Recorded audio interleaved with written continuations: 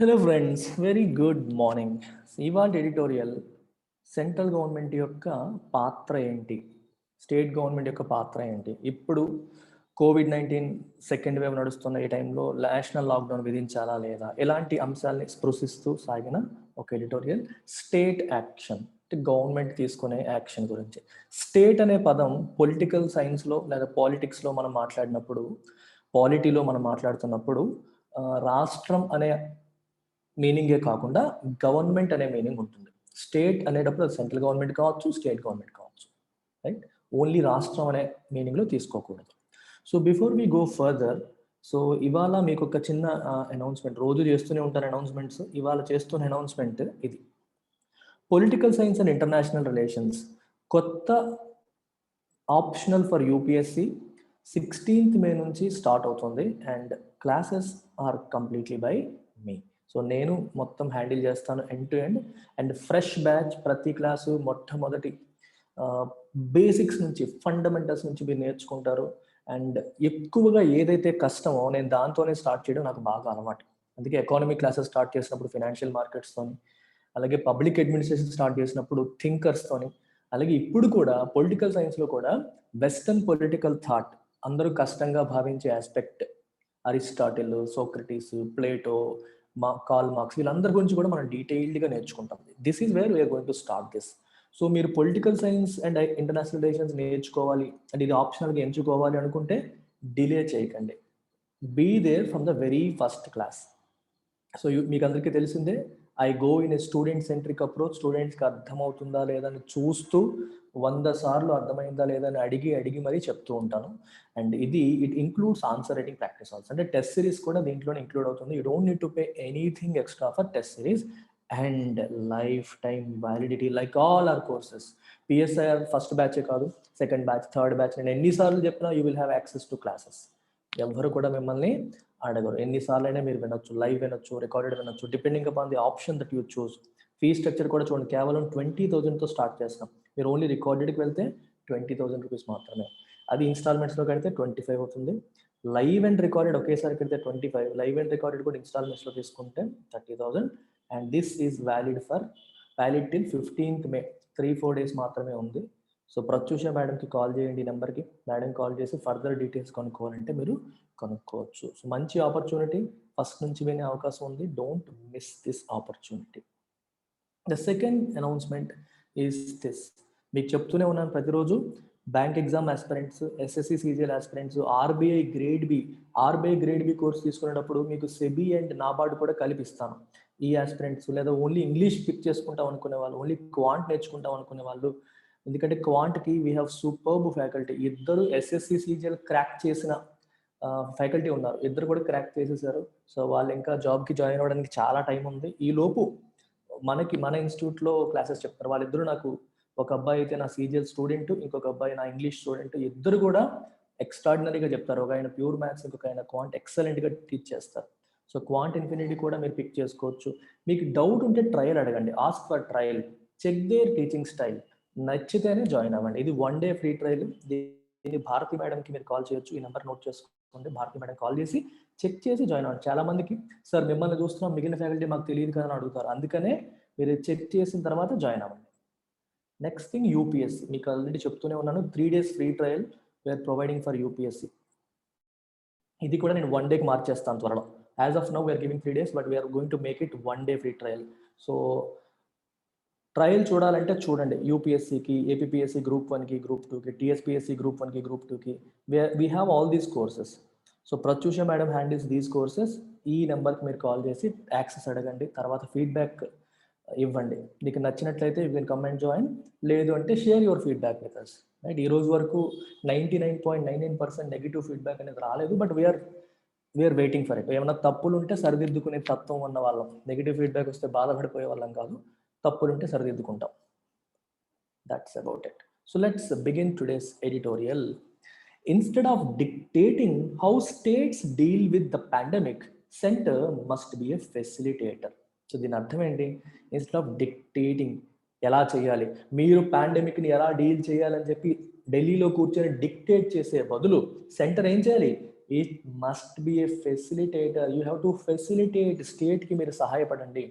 Facilitate చేయడం అంటే అర్థం ఏంటి? వాళ్ళకి ఏం కావాలో వాటిని సమకూర్చండి, ఫెసిలిటేట్ చేయండి. వాళ్ళకి అవసరమైన ఫెసిలిటీస్ని మీరు అందించండి, సమకూర్చండి. మీరు అలా ఉండాలి అని చెప్పి అంటున్నారు. డిక్టేట్ చేయడం కాదు, బి ఏ ఫెసిలిటేటర్. స్టేట్స్కి వ్యాక్సిన్స్ కావాలి, make vaccines available to them. స్టేట్స్కి ఆక్సిజన్ కావాలి, make oxygen available to them. ఇలా అనమాట. ఇండియాస్ నేషనల్ పాజిటివిటీ రేట్, ఇలాంటి పదాలు మీకు వస్తూ ఉంటాయి. What is positivity rate? Are the proportion of tested cases returning positive. Definition వాళ్ళు ఇచ్చేసారు. 100 కేసులు టెస్ట్ చేస్తే అందులో ఎన్ని పాజిటివ్ అయ్యాయి? అది ఎంత ఉంది? 21%. దాని అర్థం ఏంటి? 100 మందికి కోవిడ్ టెస్టులు చేస్తే 21 మందికి పాజిటివ్ వస్తుంది ఆన్ యావరేజ్ అని అర్థం. ఎంత ఉంది? 21% ఉంది. చాలా ఎక్కువ. అంటే ప్రతి 100 మంది 21 మంది, 1/4, ఆల్మోస్ట్ 1/4 కోవిడ్ పాజిటివ్ పేషెంట్స్ ఉన్నారు. ఎంతో మంది టెస్టులు చేయించుకోరు, సిమ్టమ్స్ ఉన్నా చేయించుకోరు.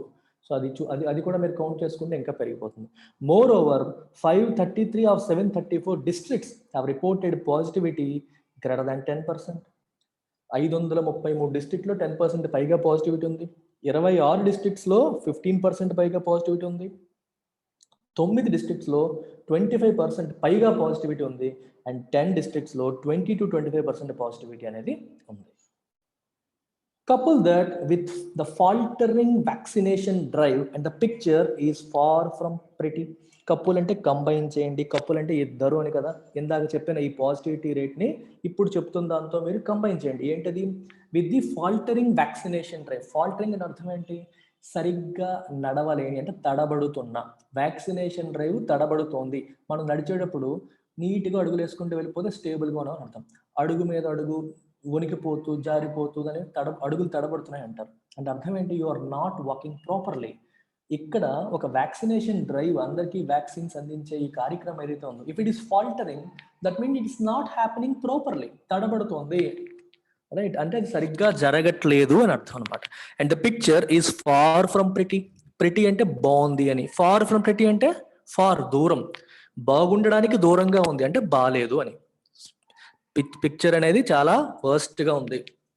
ఒకవైపు పాజిటివిటీ రేట్ ఎక్కువ ఉంది, ఇంకోవైపు వ్యాక్సినేషన్ అనుకున్న స్థాయిలో జరగట్లేదు. On April 12, India administered 3.7 million doses of vaccine. 37 లక్షల మందికి April 12న వ్యాక్సిన్స్ ఇవ్వడం జరిగింది. April 12న. And after April 26 it has failed to administer over 3 million doses a day. 26 April తర్వాత 30 లక్షల వ్యాక్సిన్స్ కూడా ఇవ్వలేకపోతోంది.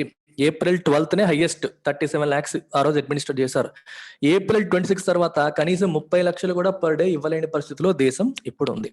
Ever since the vaccine drive was expanded to all adults over 18 on May 1st, the maximum number of daily doses administered has been 2.4 million. May 1st adults కూడా expand చేశారు. 18+ వాళ్ళందరూ కూడా expand చేసేసారు. మనం ఏమనుకుంటాం, ఇంతకు ముందు 45+ వాళ్ళకి, ఇప్పుడు 18+ వాళ్ళకి కూడా ఎక్స్పాండ్ చేశారు. సో ఎక్కువ మందికి ఎలిజిబిలిటీ వచ్చింది కాబట్టి ఇంకా రోజుకో 1 కోటి మందికో, రోజుకో 2 కోట్లో వ్యాక్సిన్స్ ఇస్తారేమో అనుకుంటాం. కానీ ఏం జరుగుతుంది ఇక్కడ? 2.4 మిలియన్కి మించట్లా, అంటే 24 లక్షలకి మించి వ్యాక్సిన్స్ అడ్మినిస్టర్ చేయడం జరగట్లేదు. ఎందువల్ల? అవైలబిలిటీ లేదు, స్టాక్స్ లేవు, government was not prepared. This, even as daily new cases added, continue to be about 380,000 and deaths close to 4,000 a day. రోజుకి 4,000 మంది చనిపోతున్నారు. 3,80,000 పైగా కొత్త కేసెస్ ప్రతిరోజు నమోదవుతున్న ఈ తరుణంలో కనీసం 24 లక్షల మందికి కూడా పర్ డే వ్యాక్సిన్స్ అందించట్లేదు. ఇండియాలో ఉన్న 120-130 కోట్ల జనాభాకి, ఇంత జనాభాకి ఆలోచించండి, ఇంత జనాభాకి ఎప్పుడు 24 లక్షలు పర్ డే ప్రకారం వెళ్తే ఎప్పుడు మనం అందిస్తాం? ఆలోచించి.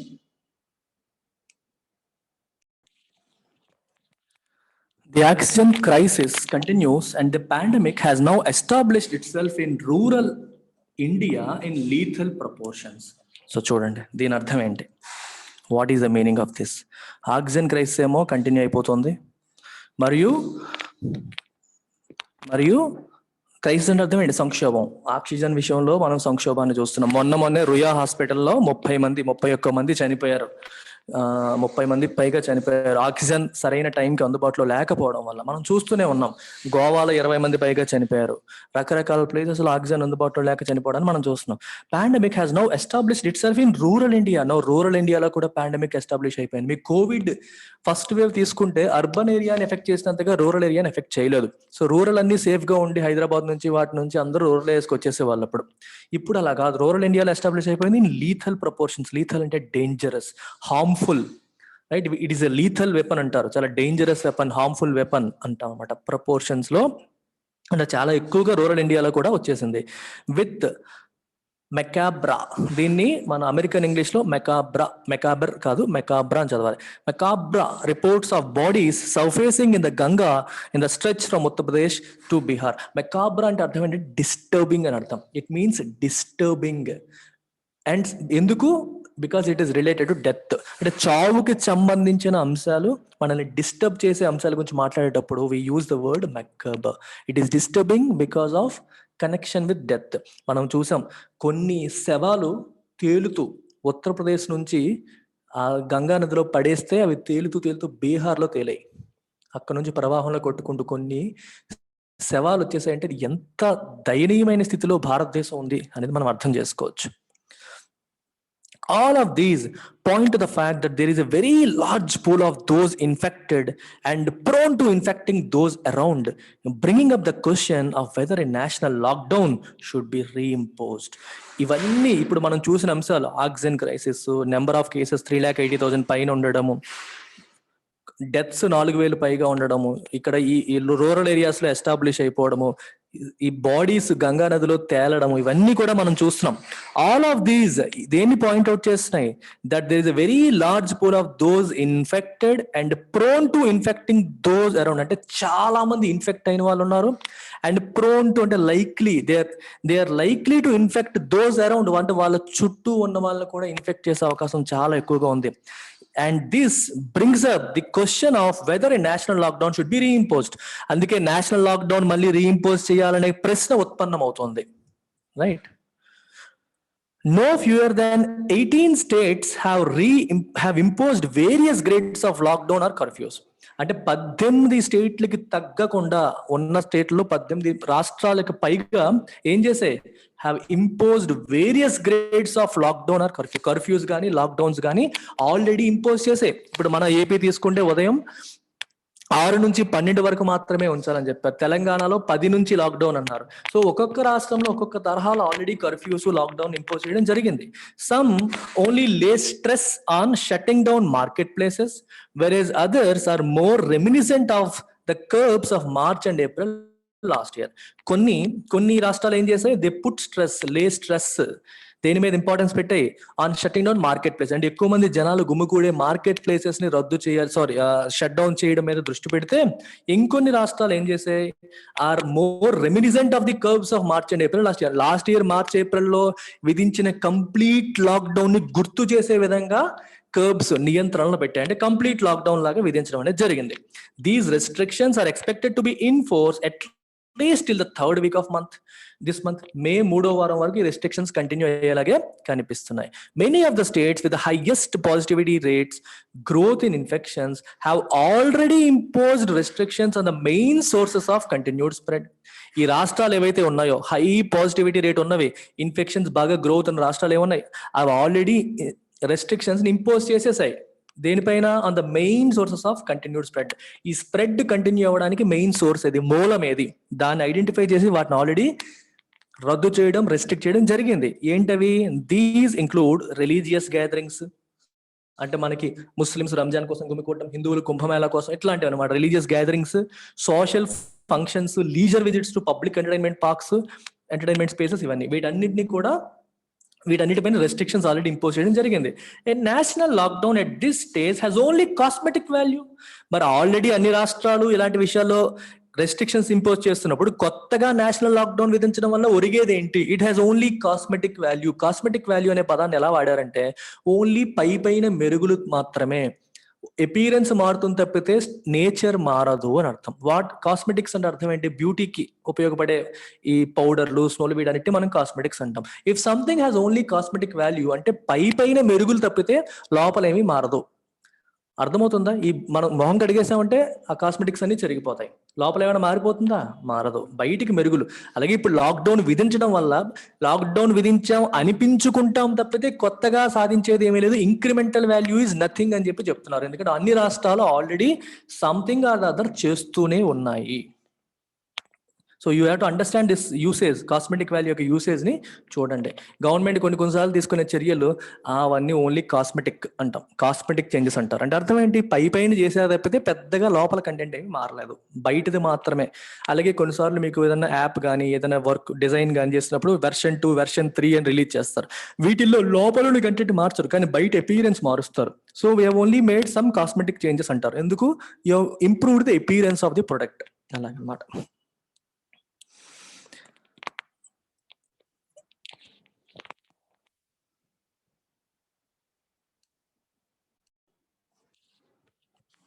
So it has only cosmetic value. So చూడండి తర్వాత, India's economy was already in a nosedive before March 2020 and the sudden imposition wreaked havoc on the migrant workforce.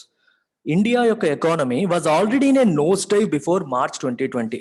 March 2020కి ముందు India economy was already in a nose dive. Nose dive అంటే అర్థం ఏంటి? మీకు ఒక చిన్న ఫోటో చూపిస్తాను, చూస్తే మీకు వెంటనే దీని మీనింగ్ ఏంటి అనేది అర్థమైపోతుంది.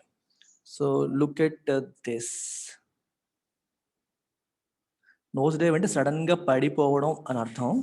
అయితే దీనికి ఇంకో రకంగా మనం మీకు నీట్గా అర్థం కావడం కోసం ఇమేజ్ చూడండి.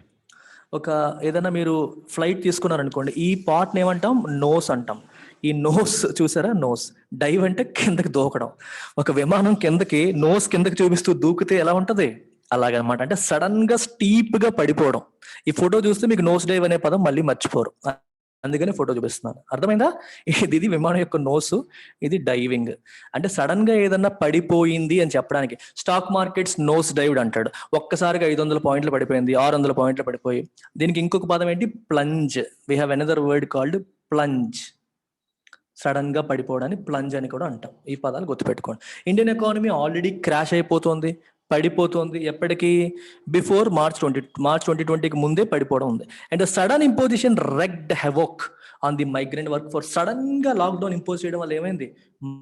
మైగ్రెంట్ వర్క్ ఫోర్స్ పైన ఇట్ హెస్ రెక్డ్ హెవోక్. అంటే అర్థం ఏంటంటే cause a great damage.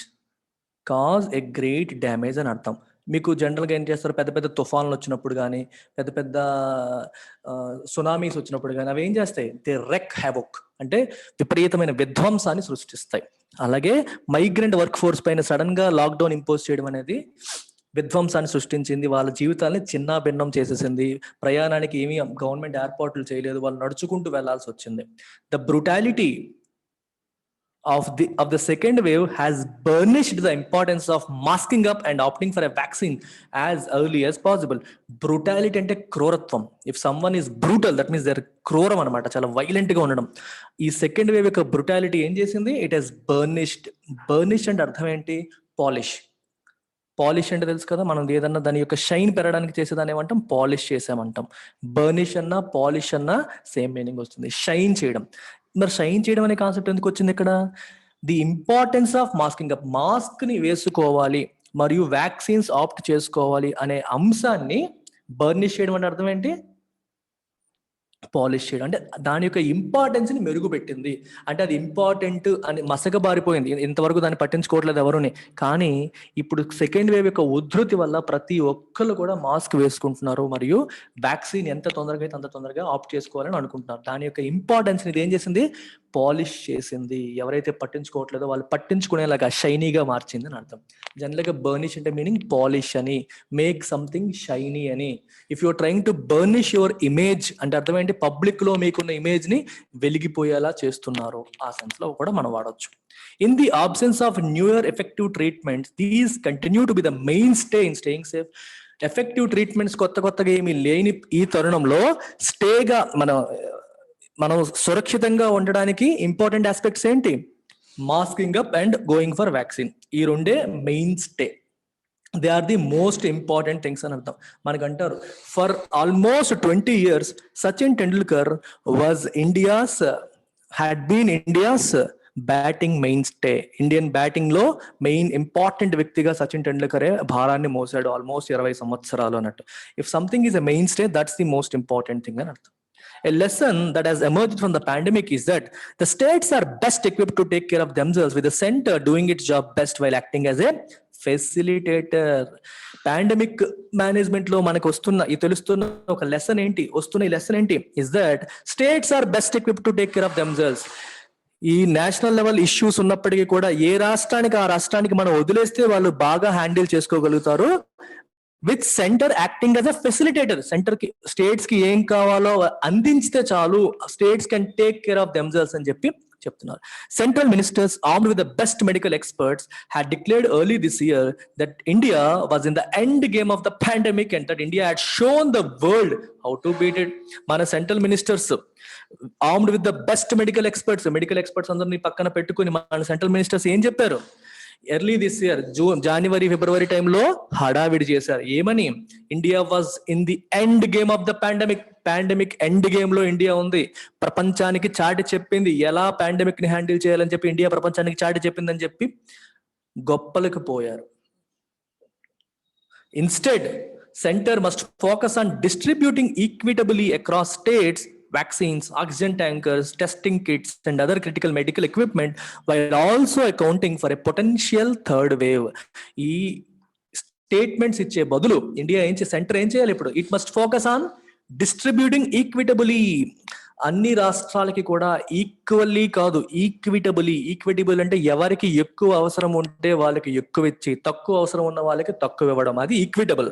Equal అంటే అందరికీ సమానంగా పనిచేయడం, అందరికీ సమానంగా కాదు, ఈక్విటబుల్ గా అవసరం ఉన్న వాళ్ళకి ఎక్కువ ఏమివ్వాలి? Vaccines, oxygen tankers, testing kits and other critical medical equipment ఇవ్వాలి, వాటిని డిస్ట్రిబ్యూట్ చేయాలి. While also accounting for potential third wave. ఈ ఇచ్చేటప్పుడు వేటిని లెక్కలోకి పెట్టుకోవాలి? థర్డ్ వేవ్ వచ్చే అవకాశం కూడా ఉంది. పొటెన్షియల్ అంటే లైక్లీ, పాసిబుల్ వచ్చే అవకాశం ఉంది. సో దానికి అవసరమైన వాటిని కూడా కౌంట్ చేసి, ఇక్కడ అకౌంటింగ్ ఫర్ అంటే అర్థం ఏంటి?